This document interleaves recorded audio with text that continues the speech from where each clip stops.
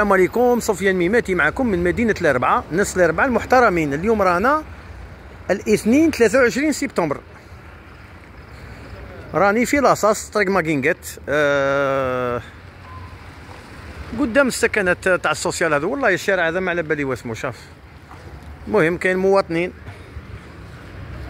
هذا مول المحل هذا اللي هنايا قال لي دائما يصراو لي زاكسيدون في الحفره هاني، يسحب لي فيسبا يطيحوا، الكماين يعقبوا هنايا دايرين ديكا بالحس. مام اللي يسكنوا هنايا حكموني قالوا لي السيميات الخمسه تاع الصباح ينوضونا. شاه والله غير كارثه. والله الشعبوي يخلص لافينيات. نورمالمون عيب نهضر ندير دي فيديو كيما هذا، نورمالمون ندير حاجه في القمه. يعني شغل انا وليت نتجياح نصور في الحفاري لي روكار مبوشين، شغل دياحه. والله غير راني وليت نحس روحي شغل انا عيان. مستوى تاعي ماشي هكذا، انا ما نقعدش مع روكار على 10 تاع الليل هكذا، احشمو شويه. انا ديجا دوكا اقسم بالله غير كنت عندي واحد زوج سوايع، كنت عند الميكانيسيا حسني تاع واد الجمعه، رول مود دير 280,000، عاودتها تاع الروضه. دخلت في حفره في الصيفيه، دخلت في حفره صحيت خويا. الله يحفظك. المهم بارطاجيو لي الفيديو يرحم والديكم.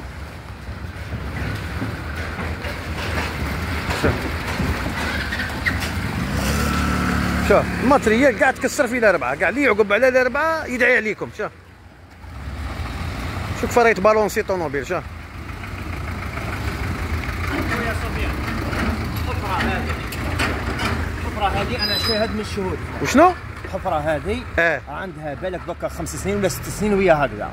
أسوأ حفرة في ولاية في الجزائر كامل. عبالك باللي سيرتو صحاب اللور هنايا كيدوزو منا كارثة خويا صفيان. ميساج تاعك الحق.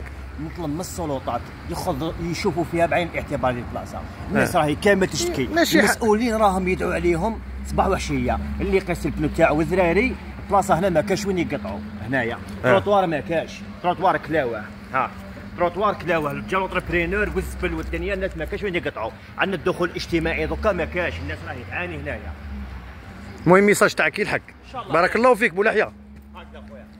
هيا بارطاجيوه لي يرحم والديكم. هذا ما كان يا ربي.